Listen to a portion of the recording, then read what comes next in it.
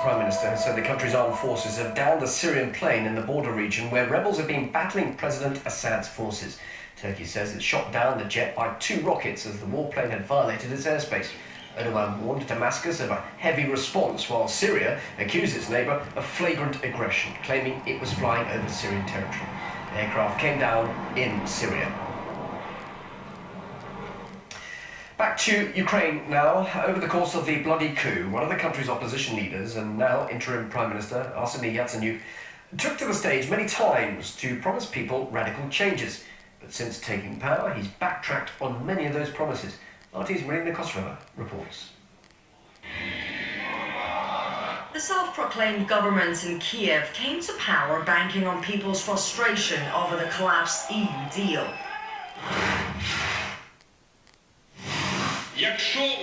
If the EU agreement is not signed, then according to Article 111 of the Criminal Code, the President will get 10 to 15 years behind bars.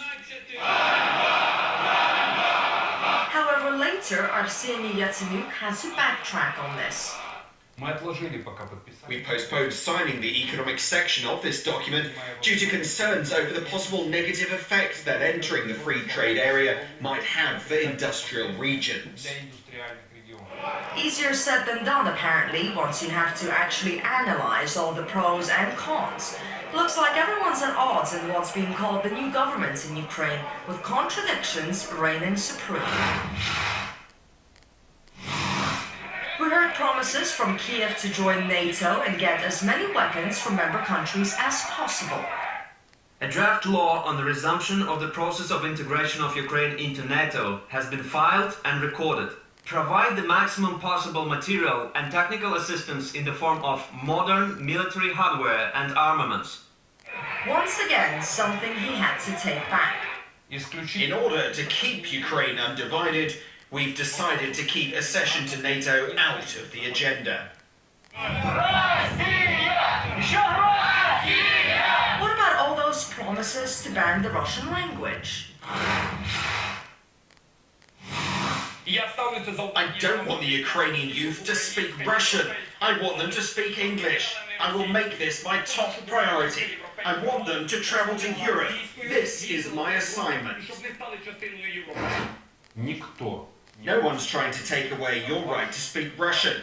According to this law, in all regions dominated by Russian speakers, Russian shall be a regional and de facto official language, and it shall have the same rights as the Ukrainian language. That was a quick 180 and in stark contrast with his previous convictions. A visa regime for Russians was announced for a few hours at one point. Ukraine's National Security and Defense Council took a decision to introduce a visa regime with Russia, only to be dismissed by Yatsenyuk the very next day. Ukraine should not hurry with introducing a visa regime with Russia, and this move must be mature. After almost a month in office, Yatsenyuk has failed to show what he's capable of other than threats, which he did not follow through on. And questions remain as to whether his long-term policies will be as volatile and as easy to take back as the ones we've seen so far. Marina Kostrova, RT. Many in Ukraine's eastern regions are refusing to recognize the new leadership in Kiev, taking to the streets in defiance of the interim government. The city of Donetsk has become the flashpoint of pro-Russian protests, with crowds demanding a referendum on independence from Ukraine. Demonstrators are accusing the new leaders in Kiev of neo-Nazi leanings, and it's a similar mood in many other cities in neighbouring regions.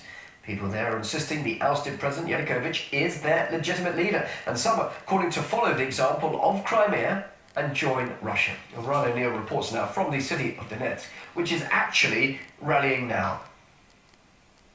Thousands of people have taken to the streets again this weekend in Donetsk in demonstrations across the city. This weekend in support of President Viktor Yanukovych, who was ousted by the coup-imposed government in Kiev. The city square is littered with banners and posters in support of Yanukovych, as well as slogans being chanted for Viktor to come home. The main focal point of the demonstrations over the past few weeks has been with regards to a referendum for the region.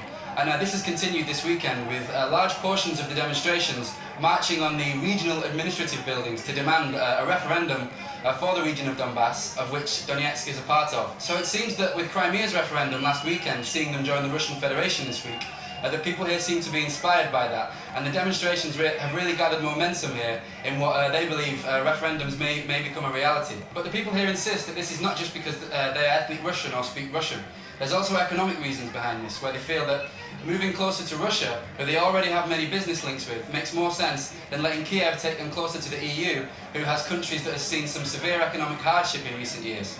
We do believe that economically joining with Russia will be much better for us.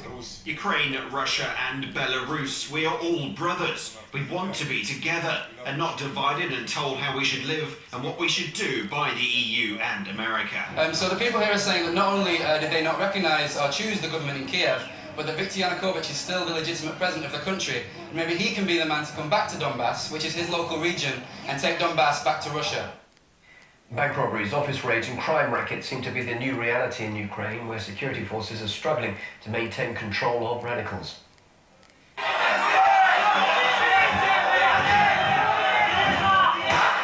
Well, these are the pictures from Ukraine's major vodka-producing plant, which was stormed this week by armed men.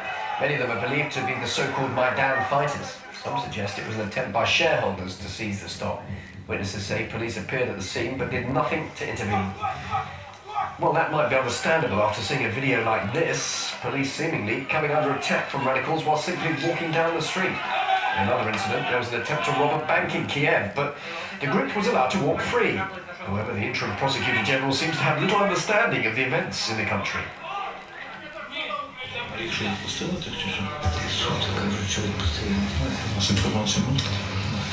Сьогодні прийнято закон про Національну гвардію, і з сьогоднішнього дня будь-які формати. Відносно пограбування. About bank robbery, a criminal investigation is underway. Online for you right now, the deadly disease known as Ebola has been